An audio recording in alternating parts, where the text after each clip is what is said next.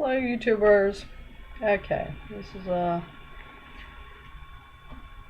BlueBike and border update. Okay, just got my BlueBike key today, and you can. I went online to sign up for BlueBikes, and they give you the option of uh, ordering one of these things, these keys. Now you can just go to the kiosk and get one of these things, or as in my case, I had them send it to me through the mail. And got one of these pamphlets, came with it,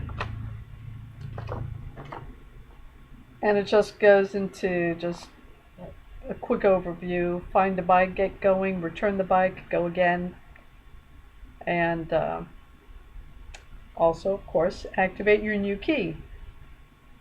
Go to bluebikes.com/login, log into your account, and follow the online instructions to activate. It's fairly straightforward. Login is stated. Scroll down, because this thing is like on the bottom, almost on the bottom of the page. It's underneath membership status, and I have the notes here.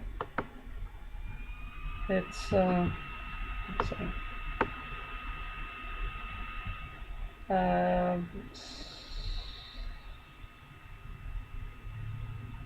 Okay, activating key. You log in, you scroll down under membership status. There'll be a section that says bike key, and initially it said bike key number, none, bike key status, no bike key. Then there's a button that says activate bike key. So you click on that, and it'll tell you to enter your bike key number and click activate. Let me get back here so I can see what I'm looking at. Okay, this is what it looks like, and you turn it over and the number will be in the back, along with the customer service number 1-855-948-2929. Okay, so you just type in the number on the back and click activate. Very simple and straightforward. I can't tell you how to use it. I haven't used it yet. So far I've only used my debit card. You go to one of these stations, you press the button, the little display comes on. It tells you to insert your card. It won't charge you. It just uses your card to pull up your information, and you go from there. It'll give you a code that you use to unlock any of the bicycles, and you've got 5 minutes to whatever. Some of the kiosks will print out a little sheet of paper with the code on it.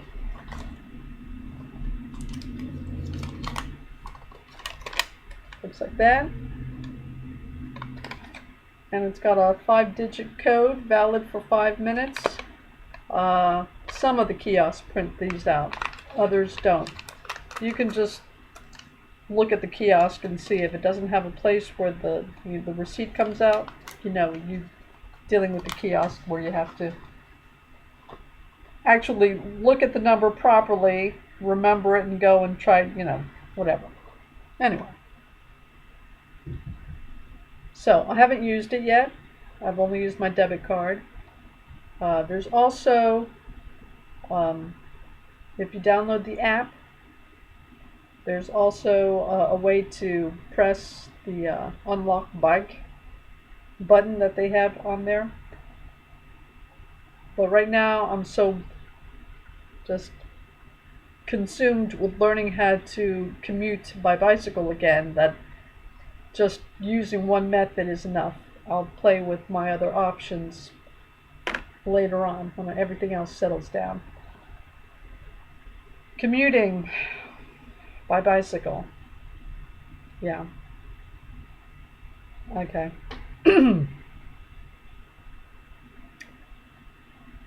In theory, if everybody obeyed the rules to the road, uh, everybody would be safe and sound and get to point A to point B without, losing a limb or anything. That's a very nice story, very nice image. But reality is that okay, this disclaimer, you are liable legally to your community and how they enforce their rules and laws. Okay, so let's get that out there first. If you don't follow the rules and they want to enforce them, that's on you. Okay? That being said, me personally, I play it as safe as I can get away with playing it. Alright? In other words, I'm on the sidewalk more times than I should be. Okay? How stringent your community wants to be as far as what their bicycle rules are and how they enforce them. I mean, a lot of communities are anti-bicycle. There's no getting around that. So just so you're aware of that. Will they cut you some slack if it's night or if it's raining? I don't know. Again, if they're really anti-bicycle, they're not going to cut you much slack at all.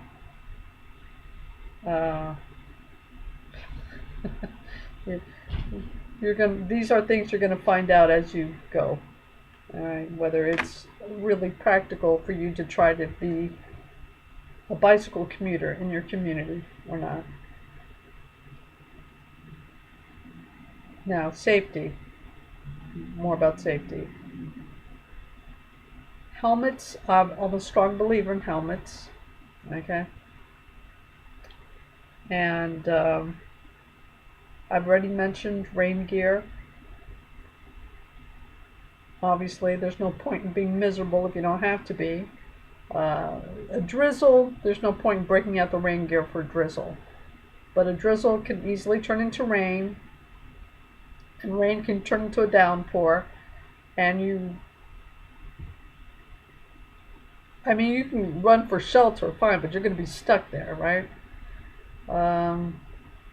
Anyone that's been cycling for any decent amount of time will probably have some rain gear on them, at least when they think it might get a little nasty out there.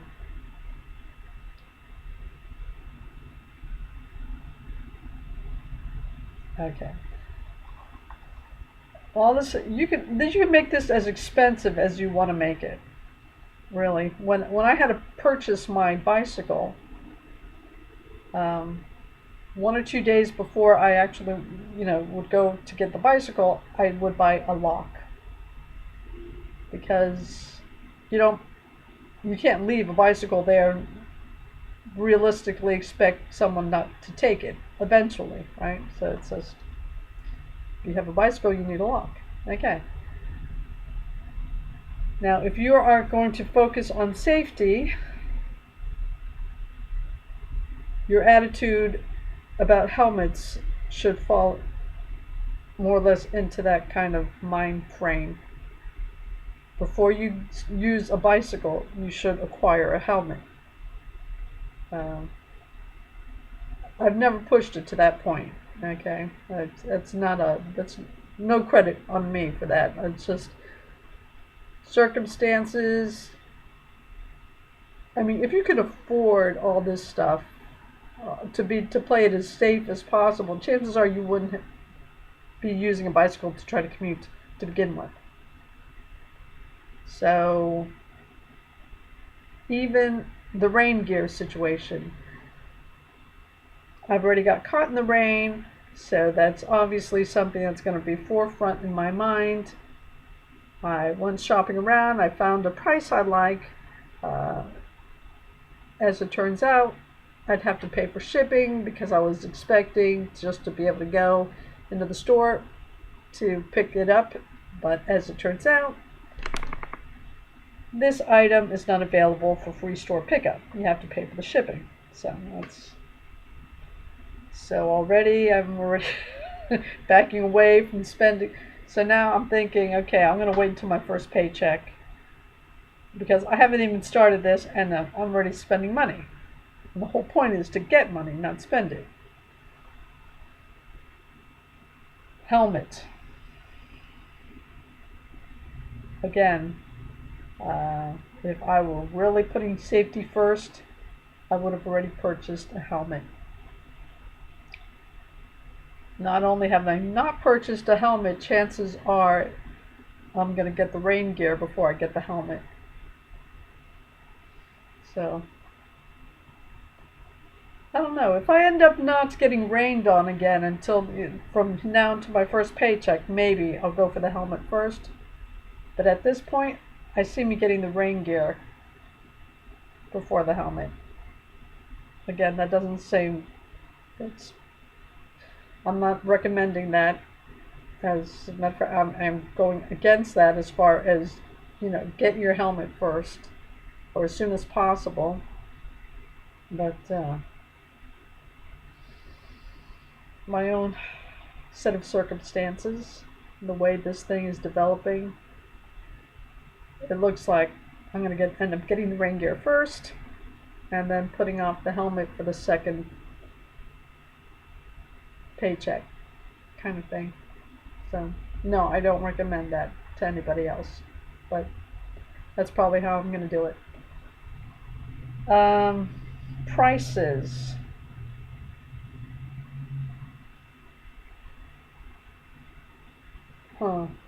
See, I'm going to say this, but I don't recommend it.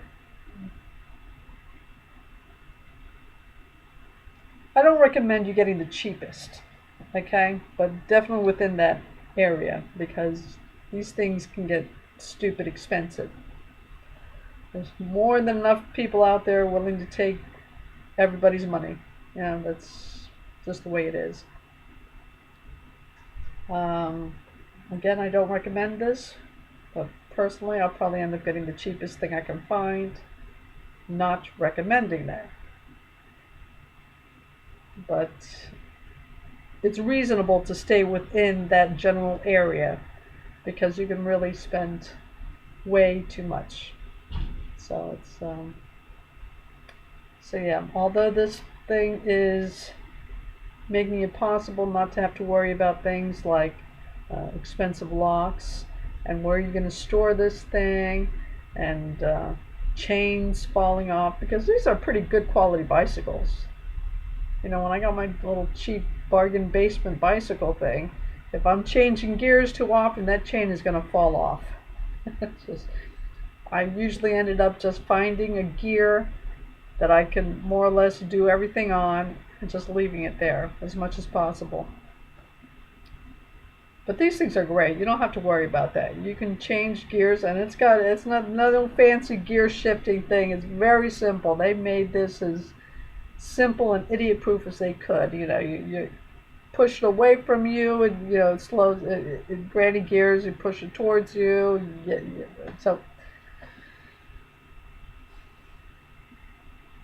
And no chains are falling off.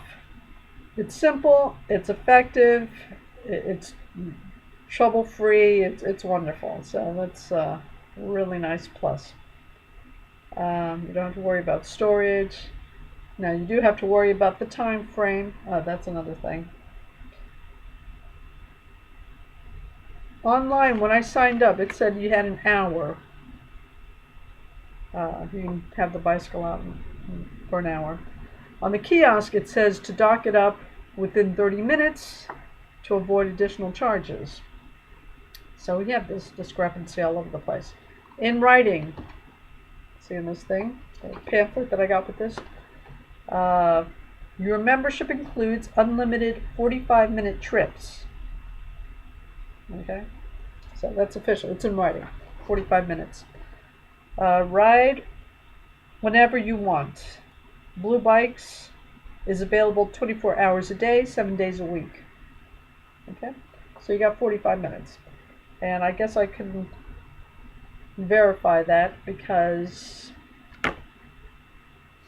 additionally, since I wasn't used to the app, I was using uh, Google Maps um, on my just the web browser on my cell phone, along with BlueBike app, along with my timer. So I had 3 apps going at the same time, cross-referencing it as I every step of the way. Um, that got unwieldy, obviously, right? You're trying to learn a route, trying to get used to bicycling again, the whole commuting process, and playing with 3 different apps at the same time, and taking notes. My little geeky paper and pencil thing, scribbling away and everything. Um, well, that gets tedious quickly. What I found out is that the Blue Bikes app has its own timer. Of course, there's no alarm on the timer, so yeah. So I'm still using the timer, but I stopped using Google Maps. At least I got rid of that one. Uh, yeah, the Blue Bike app is very effective, but like Google Maps, don't seriously refer to the detailed directions written out, because they'll probably end up taking you way out of your way. Stick to the map and you'll do a lot better. Um, Again, I'm still using my timer because I had stopped at a docking station uh, almost immediately, beginning one of my trips out of the, yeah, because there's like a bridge you have to cross, and I walked across it almost the whole way. So by the time I got to the other end, my alarm was going off. So at that point, I set it for 15 minutes, so that gives me another 15 minutes to actually locate and get to another docking station. Anyway, juggling all these different things, 3 different apps, my own notes, and just, riding the bicycle. At some point, I did not reset my timer. I just said, no, I'm just going to find the first thing. I'm sick of this, right? I was juggling everything. So by the time I got to the kiosk, I looked at the app, and I had 43 minutes, a little over 43 minutes left when I actually docked the bicycle into one of these docking stations. And then you have to, it disappears pretty quickly. So you almost have to be looking at the apps and the timer as you're pushing the bike into the dock to see it stop. So, yeah, all the trips I've made, and it's quite a few by now, I haven't had any additional charges. Just the initial $5 membership for the month, and that's it. And the closest I've gone as far as 43 minutes before docking a bike, and I haven't been charged. So yeah, I'm going with the 45-minute. I'm verifying that it is. You do get 45 minutes. Yeah, it's quite a task just to get everything, especially when you're used to preparing and planning out everything. too many details, but whatever. And that's another point. Um, if you like doing research, additional research, you can go online and drive yourself crazy because tons and tons of information out there. Even um, commuting by bicycle, I think is the keywords to do a YouTube search. Tons of videos. If you're going to go that route, I highly recommend you sticking to the shorter videos, under 5 minutes long, because you're not going to be using all this information. You're only going to be using, one or two bits here and there. They may be one or two very important points that you've overlooked, but you're not going to be using all of that. And you're just going to, for the most part, end up scaring yourself, which is no need, because you do have to think things, everything with a grain of salt and everything like that, and basically have eyes in the back of your head, especially if you're not used to doing this. But you can be just flooded with so much information, overwhelmed, that it's just, you're just going to scare yourself for no reason. So those videos are fine. Try to refer to the shorter ones until you know exactly what you need to know, and you can scroll through it and just focus on those particular aspects, because you will end up just, there's too much information out there, and you don't even know what you need to know at this point. So, okay, I think that covers it as far as the cycling is concerned. Helmet and rain gear. Even though I'm not doing it in that order, that's the order I strongly recommend. And if you end up getting a poncho, just a cheap poncho, whatever, which if I get rained on, before that first paycheck, that's probably what I'm going to end up doing. Make sure it's cheap, because you have to cut it. Do not use a poncho that you haven't shortened. That's going to be a life lesson, and you're not going to enjoy it. Those things it may not happen the first day or the second day, but it will happen. It will get stuck in your spokes, and you're not going to enjoy it. Okay? It's just, whatever part you land on, it's not going to be fun. Okay? So just do not use a poncho, a full-length poncho. You need to cut it short to make sure it does not get stuck in the spokes. That's really not going to be enjoyable. You're not going to have fun with it. So, yeah.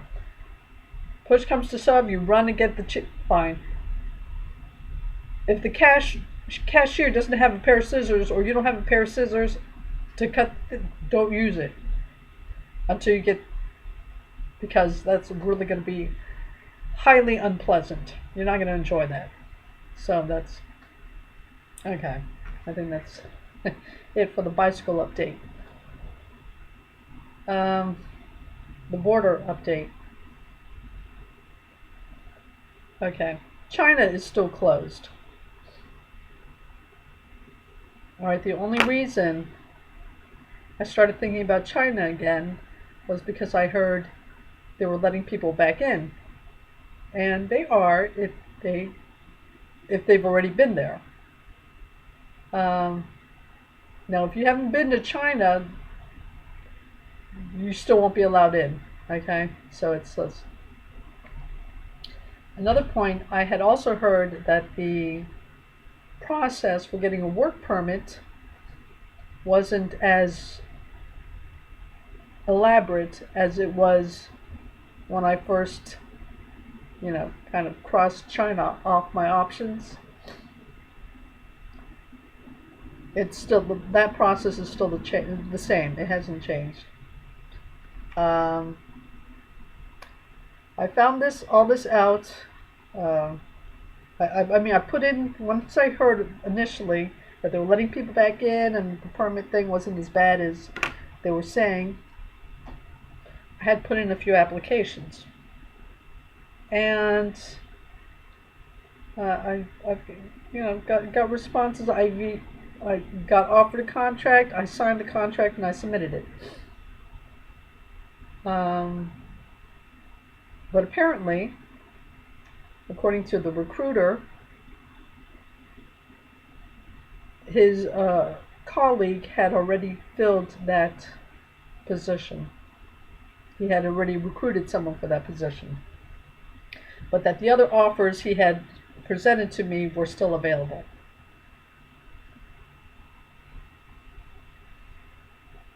Okay, not that he was necessarily lying or anything, but I don't have too much of a tolerance level for BS. It's just, not necessarily. I'm not absolutely saying it was, bait and switch, but between that and the process still being the same to get all the paperwork done, and as I found out as I was, just continuing to make plans, it costs like twice as much to get to. You're going to be spending at least $2,000 to get to China. This paperwork, if you pay someone else for it, one of the prices I saw was $330. Everybody else wanted you to contact them so they can give you a quote on how much they're going to charge you. So I'm thinking, oh my gosh, I'm going to be paying at least $500 to get this paperwork done.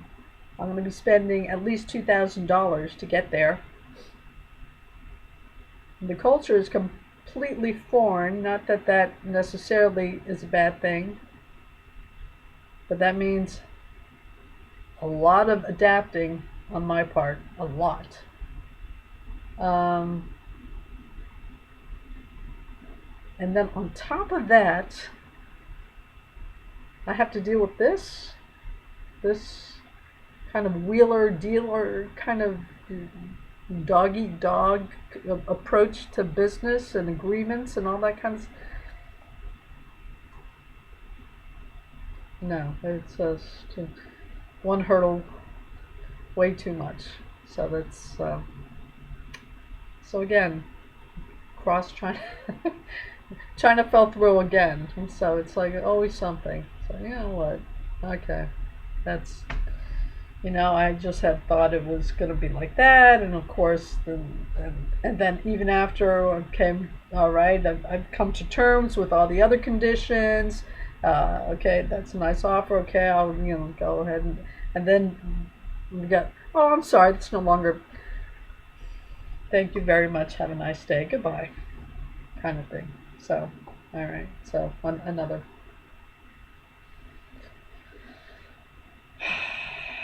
So China always falls through for whatever reason. Oh, jeez. Great. Thanks very much. Goodbye. Okay. Anyone looking at my... I've been thinking about teaching abroad for quite a while. Even before I got my degree and all that kind of stuff. So, after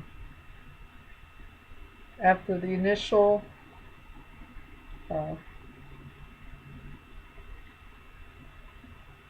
This is going back quite a ways, because first I had looked at all the videos and then made a few inquiries and found out that forgetting you need your degree. Okay, fine. So I went back to school, and then I hear this thing with I was getting closer to getting the degree, and then I hear about this work permit situation and all these other things that I started looking for other options, and one of the options I'm coming back towards, Turkey is open for business, right? So, and it was one of my initial uh, initial selections, initial choices.